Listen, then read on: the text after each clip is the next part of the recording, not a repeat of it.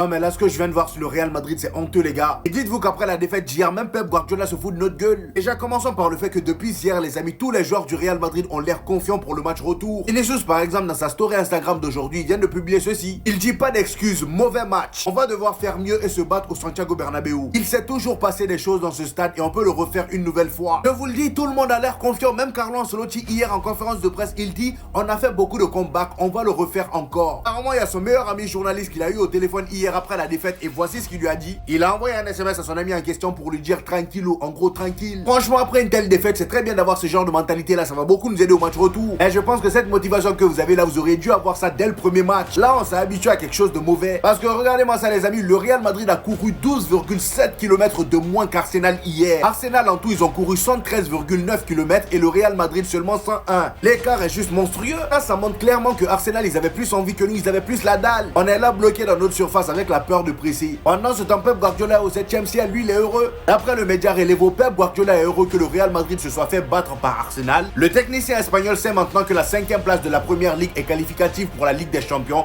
et fera tout pour l'atteindre avec Manchester City qui réalise une saison moyenne. Et même la 6ème place pourrait être qualificative si Manchester United remporte l'Europa League. Donc la saison prochaine, attendez-vous à voir plein de clubs de première ligue en Ligue des Champions.